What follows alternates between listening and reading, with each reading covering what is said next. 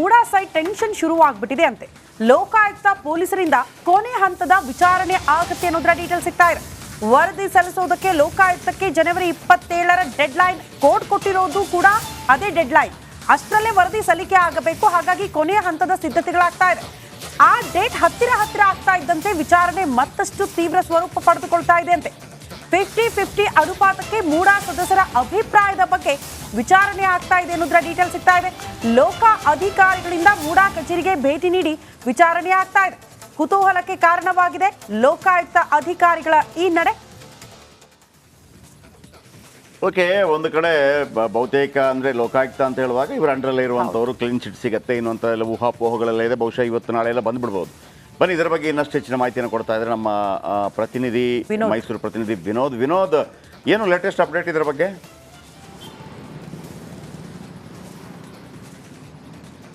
ಜಯಪ್ರಕಾಶ್, ಈಗಾಗಲೇ 27ನೇ ತಾರೀಕು ಲೋಕಾಯುಕ್ತ ಅಧಿಕಾರಿಗಳು ಸಿಎಂ ಪತ್ನಿಯವರು 14 ನಿವೇಶನಗಳ ಪಡೆದಂತಹ ವಿಚಾರವಾಗಿ ಈಗಾಗಲೇ ಸಿಎಂ ಪ್ರಭಾವದ ಬಗ್ಗೆ ತನಿಖೆ ನಡೆಸ್ತಾ ಇದ್ದಾರೆ. 27ನೇ ತಾರೀಕು ಅವರು ಕೋರ್ಟ್ಗೆ ಆ ಒಂದು ವರದಿಯನ್ನು ಸಲ್ಲಿಸಬೇಕಾಗತ್ತೆ. ನಿನ್ನೆಯವರೆಗೂ ಕೂಡ ಈಗಾಗಲೇ ಏನೋ 2020-11-21 ನಡೆದಂತಹ ಒಂದು ಲಡಾವಳಿಯಲ್ಲಿದೆ. 50-50 ಅನುಪಾತದಲ್ಲಿ ನಿವೇಶನ ಕೊಡಬೇಕಾ ಬೇಡವಾ ಅನ್ನೋದ್ರ ಬಗ್ಗೆ ವಿಸ್ತೃತವಾದಂತಹ ಚರ್ಚೆಗಳಾಗಿತ್ತು. ಆ ಚರ್ಚೆ ನಡೆಸಿದಂತಹ ಒಂದು ಆಡಿಯೋ ಈ ಹಿಂದೆ ರಿಪಬ್ಲಿಕ್ ಕನ್ನಡದಲ್ಲೂ ಕೂಡ ಆ ಒಂದು ಆಡಿಯೋದ ಸುದ್ದಿಯಲ್ಲೂ ಕೂಡ ಮಾಡಲಾಗಿತ್ತು.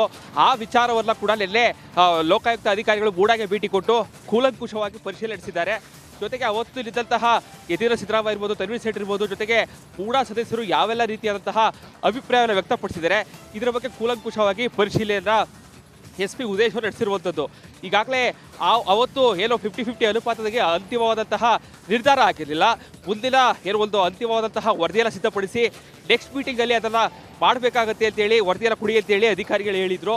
ಅದಾದ ಬಳಿಕ ಯಾವುದೇ ರೀತಿಯಾದಂತಹ ನಡವಳಿಕೆಗಳು ನಡೆದಿಲ್ಲ. ಏಕಾಏಕಿ ಹಿಂದೆ ಇದ್ದಂತಹ ನಟೇಶ್ ಇರ್ಬೋದು, ದಿನೇಶ್ ಅವರು ಇರ್ಬೋದು, ಸಾಕಷ್ಟು 50-50 ಅನುಪಾತದಲ್ಲಿ ನಿವೇಶನಗಳ ಹಂಚಿಕೆ ಮಾಡಿ ಸದ್ಯ ಈಗ ಅದ್ರ ಬಗ್ಗೆ ಈಗಾಗಲೂ ಕೂಡ ಇಡಿ ತನಿಖೆ ನಡೆಸ್ತಾ ಇರುವಂಥದ್ದು. ಸದ್ಯ ಈಗಾಗಲೇ ದೊಡ್ಡ ಮಟ್ಟದ ಟಾಸ್ಕ್ ಅಂತಂದರೆ 27ನೇ ತಾರೀಕು ಏನು ಕೋರ್ಟ್ಗೆ ಕೊಡುವಂತಹ ವರದಿಯಲ್ಲಿದೆ ಅದು ಅಂತಿಮ ವರದಿ ಆಗುತ್ತಾ ಅಥವಾ ಇಲ್ಲೂ ಕೂಡ ನಮಗೆ ಕಾಲಾವಕಾಶ ಬೇಕು ಅಂತೇಳಿ ಕೋರ್ಟ್ಗೆ ಒಂದು ಮನವಿಯನ್ನು ಸಲ್ಲಿಸುವಂತಹ ಸಾಧ್ಯತೆ ಇರುವಂಥದ್ದು. ಸೊ ಹೀಗಾಗಿ ಲೋಕಾಯುಕ್ತ ವರದಿಯಲ್ಲಿ ಬರುವಂತಹ ಅಂಶಗಳಿದೆ. ಇದು ಸಾಕಷ್ಟು ಕುತೂಹಲ ಮೂಡಿಸ್ತಾ ಇರುವಂಥದ್ದು.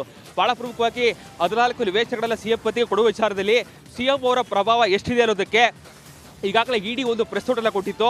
ಒಂದು ನೇರವಾದಂತಹ ಥ್ರೆಟ್ ಅಲ್ಲ ಈಗಾಗಲೇ ಲೋಕಾಯುಕ್ತ ಅಧಿಕಾರಿಗಳಿಗೆ ಇಡಿಯವರು ಕೊಟ್ಟಿರುವಂಥದ್ದು. 14 ನಿವೇಶನಗಳಲ್ಲಿ ಸಾಕಷ್ಟು ಲೋಪಗಳಾಗಿದೆ. ಇದರ ಬಗ್ಗೆ ಕೂಡ ನಾವು ಸಾಕಷ್ಟು ತನಿಖೆ ನಡೆಸಿದ್ದೇವೆ. ಜೊತೆಗೆ 142 ಸ್ಥಿರಾಸ್ತಿಗಳು ಇದೆಲ್ಲ ಅದೇ ಸಿಎಂ ಅವರ ಪತಿಗೆ ಸೇರಿದಂತಹ 14 ನಿವೇಶನಗಳು ಸೇರಿದಂತೆ 142 ಸ್ಥಿರಾಸ್ತಿಗಳನ್ನು ವಶಕ್ಕೆ ಪಡೆದುಕೊಂಡಿದ್ದೇವೆ.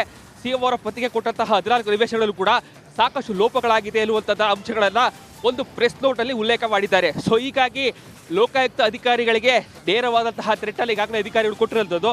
ಸೊ ಹೀಗಾಗಿ ಅವರು ಕೊಡುವಂತಹ ವರದಿಯಲ್ಲಿ ಕ್ಲೀನ್ ಚಿಟ್ ಸಿಗುತ್ತೆ ಅನ್ನುವಂಥದ್ದನ್ನ ಈಗಲೇ ಹೇಳೋದಕ್ಕೆ ಸಾಧ್ಯ ಇಲ್ಲ. ಯಾಕಂತಂದರೆ ಲೋಕಾಯುಕ್ತ ಸಂಸ್ಥೆ ಸರ್ಕಾರದ ಅಡಿಯಲ್ಲಿ ಬರುವಂತಹ ಸಂಸ್ಥೆ ಆಗಿರೋ ಕಾರಣಕ್ಕಾಗಿ ಅವರಿಗೆ ಕ್ಲೀನ್ ಚಿಟ್ ಸಿಕ್ಕೇ ಬಿಡುತ್ತೆ ಅನ್ನುವಂಥದ್ದು ಅಂದರೆ ಇಡಿ ಅವರು ಕೊಟ್ಟಿರುವಂತಹ ಪ್ರೆಸ್ ನೋಟಿದೆ, ನೇರವಾದಂತಹ ಥ್ರೆಟ್ಟನ್ನು ಕೊಟ್ಟಿದ್ದಾರೆ. ಸೊ ಹೀಗಾಗಿ ಅವರು ಕೊಡುವಂತಹ ವರದಿ ಸಾಕಷ್ಟು ಕುತೂಹಲವನ್ನು ಮೂಡಿಸ್ತಾ ಇರುವಂಥದ್ದು. Jayaprakash, okay, thank you. ನಿಮ್ಮೆಲ್ಲ ಮೂಡಾ ಸೈಟ್ ಟೆನ್ಷನ್ ಶುರುವಾಗ್ಬಿಟ್ಟಿದೆ ಅಂತೆ. ಲೋಕಾಯುಕ್ತ ಪೊಲೀಸರಿಂದ ಕೊನೆ ಹಂತದ ವಿಚಾರಣೆ ಆಗುತ್ತೆ ಅನ್ನೋದ್ರ ಡೀಟೇಲ್ ಸಿಗ್ತಾ ಇದೆ.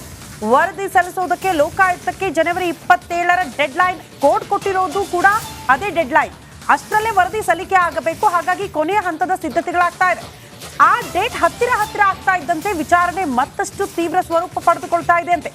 50-50 ಅನುಪಾತಕ್ಕೆ ಮೂಡಾ ಸದಸ್ಯರ ಅಭಿಪ್ರಾಯದ ಬಗ್ಗೆ ವಿಚಾರಣೆ ಆಗ್ತಾ ಇದೆ ಅನ್ನೋದ್ರ ಡೀಟೇಲ್ ಸಿಗ್ತಾ ಇದೆ. ಲೋಕ ಅಧಿಕಾರಿಗಳಿಂದ ಮೂಡಾ ಕಚೇರಿಗೆ ಭೇಟಿ ನೀಡಿ ವಿಚಾರಣೆ ಆಗ್ತಾ ಇದೆ. ಕುತೂಹಲಕ್ಕೆ ಕಾರಣವಾಗಿದೆ ಲೋಕಾಯುಕ್ತ ಅಧಿಕಾರಿಗಳ ಈ ನಡೆ. ಓಕೆ, ಒಂದು ಕಡೆ ಬಹುತೇಕ ಅಂದರೆ ಲೋಕಾಯುಕ್ತ ಅಂತ ಹೇಳುವಾಗ ಇವರ ಅಂಡರಲ್ಲೇ ಇರುವಂಥವ್ರು ಕ್ಲೀನ್ ಚಿಟ್ ಸಿಗುತ್ತೆ ಇನ್ನೊಂಥ ಎಲ್ಲ ಊಹಾಪೋಹಗಳೆಲ್ಲ ಇದೆ. ಬಹುಶಃ ಇವತ್ತು ನಾಳೆ ಎಲ್ಲ ಬಂದ್ಬಿಡ್ಬೋದು. ಬನ್ನಿ, ಇದರ ಬಗ್ಗೆ ಇನ್ನಷ್ಟು ಹೆಚ್ಚಿನ ಮಾಹಿತಿಯನ್ನು ಕೊಡ್ತಾ ಇದ್ದಾರೆ ನಮ್ಮ ಪ್ರತಿನಿಧಿ ಮೈಸೂರು ಪ್ರತಿನಿಧಿ ವಿನೋದ್. ಏನು ಲೇಟೆಸ್ಟ್ ಅಪ್ಡೇಟ್ ಇದರ ಬಗ್ಗೆ?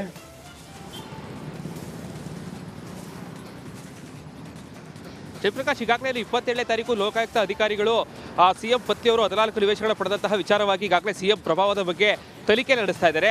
27ನೇ ತಾರೀಕು ಅವರು ಕೋರ್ಟ್ಗೆ ಆ ಒಂದು ವರದಿಯನ್ನು ಸಲ್ಲಿಸಬೇಕಾಗತ್ತೆ.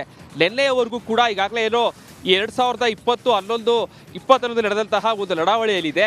50-50 ಅನುಪಾತದಲ್ಲಿ ನಿವೇಶನ ಕೊಡಬೇಕಾ ಬೇಡವಾ ಅನ್ನೋದ್ರ ಬಗ್ಗೆ ವಿಸ್ತೃತವಾದಂತಹ ಚರ್ಚೆಗಳಾಗಿತ್ತು. ಆ ಚರ್ಚೆಯಲ್ಲಿ ನಡೆಸಿದಂತಹ ಒಂದು ಆಡಿಯೋ ಈ ಹಿಂದೆ ರಿಪಬ್ಲಿಕ್ ಕನ್ನಡದಲ್ಲೂ ಕೂಡ ಆ ಒಂದು ಆಡಿಯೋದ ಸುದ್ದಿಯಲ್ಲೂ ಕೂಡ ಮಾಡಲಾಗಿತ್ತು. ಆ ವಿಚಾರವನ್ನ ಕೂಡ ನಿನ್ನೆ ಲೋಕಾಯುಕ್ತ ಅಧಿಕಾರಿಗಳು ಮೂಡಾಗೆ ಭೇಟಿ ಕೊಟ್ಟು ಕೂಲಂಕುಷವಾಗಿ ಪರಿಶೀಲನೆ ನಡೆಸಿದ್ದಾರೆ. ಜೊತೆಗೆ ಅವತ್ತು ಇದ್ದಂತಹ ಯತೀಂದ್ರ ಸಿದ್ದರಾಮಯ್ಯ ಇರ್ಬೋದು, ತನ್ವೀರ್ ಸೇಠ್ ಇರ್ಬೋದು, ಜೊತೆಗೆ ಮೂಡಾ ಸದಸ್ಯರು ಯಾವೆಲ್ಲ ರೀತಿಯಾದಂತಹ ಅಭಿಪ್ರಾಯವನ್ನು ವ್ಯಕ್ತಪಡಿಸಿದ್ದಾರೆ ಇದರ ಬಗ್ಗೆ ಕೂಲಂಕುಷವಾಗಿ ಪರಿಶೀಲನೆಯನ್ನ SP ಉದಯೇಶ್ವರ್ ನಡೆಸಿರುವಂಥದ್ದು. ಈಗಾಗಲೇ ಅವತ್ತು ಏನೋ 50-50 ಅನುಪಾತದಲ್ಲಿ ಅಂತಿಮವಾದಂತಹ ನಿರ್ಧಾರ ಆಗಿರಲಿಲ್ಲ. ಮುಂದಿನ ಏನೋ ಒಂದು ಅಂತಿಮವಾದಂತಹ ವರದಿಯನ್ನು ಸಿದ್ಧಪಡಿಸಿ ನೆಕ್ಸ್ಟ್ ಮೀಟಿಂಗಲ್ಲಿ ಅದನ್ನು ಮಾಡಬೇಕಾಗತ್ತೆ ಅಂತೇಳಿ ವರದಿಯನ್ನು ಕೊಡಿ ಅಂತೇಳಿ ಅಧಿಕಾರಿಗಳು ಹೇಳಿದರು. ಅದಾದ ಬಳಿಕ ಯಾವುದೇ ರೀತಿಯಾದಂತಹ ನಡವಳಿಕೆ ನಡೆದಿಲ್ಲ. ಏಕಾಏಕಿ ಹಿಂದೆ ಇದ್ದಂತಹ ನಟೇಶ್ ಇರ್ಬೋದು, ದಿನೇಶ್ ಅವರು ಇರ್ಬೋದು, ಸಾಕಷ್ಟು 50-50 ಅನುಪಾತದಲ್ಲಿ ನಿವೇಶನ ಹಂಚಿಕೆ ಮಾಡಿ ಸದ್ಯ ಈಗ ಅದ್ರ ಬಗ್ಗೆ ಈಗಾಗಲೂ ಕೂಡ ಇಡಿ ತನಿಖೆ ನಡೆಸ್ತಾ ಇರುವಂಥದ್ದು. ಸದ್ಯ ಈಗಾಗಲೇ ದೊಡ್ಡ ಮಟ್ಟದ ಟಾಸ್ಕ್ ಅಂತಂದರೆ 27ನೇ ತಾರೀಕು ಏನು ಕೋರ್ಟ್ಗೆ ಕೊಡುವಂತಹ ವರದಿಯಲ್ಲಿದೆ. ಅದು ಅಂತಿಮ ವರದಿ ಆಗುತ್ತಾ ಅಥವಾ ಇಲ್ಲೂ ಕೂಡ ನಮಗೆ ಕಾಲಾವಕಾಶ ಬೇಕು ಅಂತೇಳಿ ಕೋರ್ಟ್ಗೆ ಒಂದು ಮನವಿಯನ್ನು ಸಲ್ಲಿಸುವಂತಹ ಸಾಧ್ಯತೆ ಇರುವಂಥದ್ದು. ಸೊ ಹೀಗಾಗಿ ಲೋಕಾಯುಕ್ತ ವರದಿಯಲ್ಲಿ ಬರುವಂತಹ ಅಂಶಗಳಿದೆ. ಇದು ಸಾಕಷ್ಟು ಕುತೂಹಲ ಮೂಡಿಸ್ತಾ ಇರುವಂಥದ್ದು.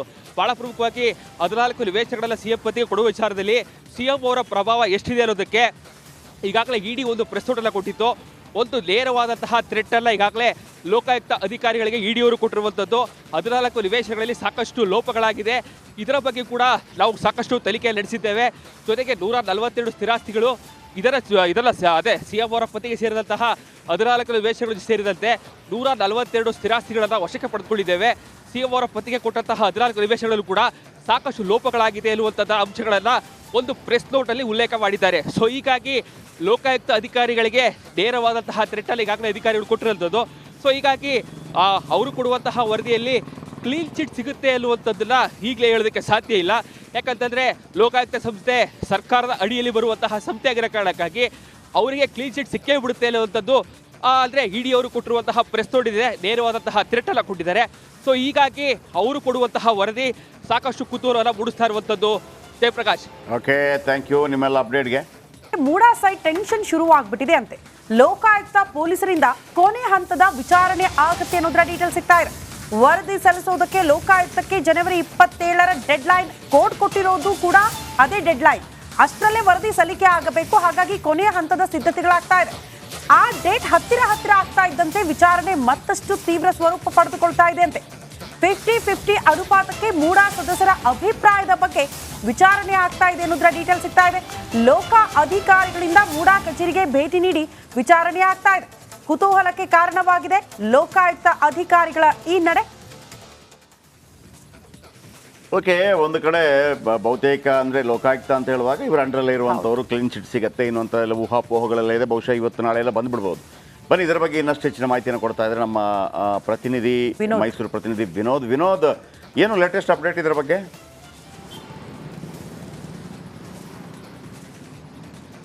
ಜಯಪ್ರಕಾಶ್, ಈಗಾಗಲೇ 27ನೇ ತಾರೀಕು ಲೋಕಾಯುಕ್ತ ಅಧಿಕಾರಿಗಳು CM ಪತಿಯವರು 14 ನಿವೇಶನಗಳ ಪಡೆದಂತಹ ವಿಚಾರವಾಗಿ ಈಗಾಗಲೇ CM ಪ್ರಭಾವದ ಬಗ್ಗೆ ತನಿಖೆ ನಡೆಸ್ತಾ ಇದ್ದಾರೆ. 27ನೇ ತಾರೀಕು ಅವರು ಕೋರ್ಟ್ಗೆ ಆ ಒಂದು ವರದಿಯನ್ನು ಸಲ್ಲಿಸಬೇಕಾಗತ್ತೆ. ನಿನ್ನೆಯವರೆಗೂ ಕೂಡ ಈಗಾಗಲೇ ಏನೋ 2020-11 ನಡೆದಂತಹ ಒಂದು ನಡಾವಳಿಯಲ್ಲಿದೆ. 50-50 ಅನುಪಾತದಲ್ಲಿ ನಿವೇಶನ ಕೊಡಬೇಕಾ ಬೇಡವಾ ಅನ್ನೋದ್ರ ಬಗ್ಗೆ ವಿಸ್ತೃತವಾದಂತಹ ಚರ್ಚೆಗಳಾಗಿತ್ತು. ಆ ಚರ್ಚೆಯಲ್ಲಿ ನಡೆಸಿದಂತಹ ಒಂದು ಆಡಿಯೋ ಈ ಹಿಂದೆ ರಿಪಬ್ಲಿಕ್ ಕನ್ನಡದಲ್ಲೂ ಕೂಡ ಆ ಒಂದು ಆಡಿಯೋದ ಸುದ್ದಿಯಲ್ಲೂ ಕೂಡ ಮಾಡಲಾಗಿತ್ತು.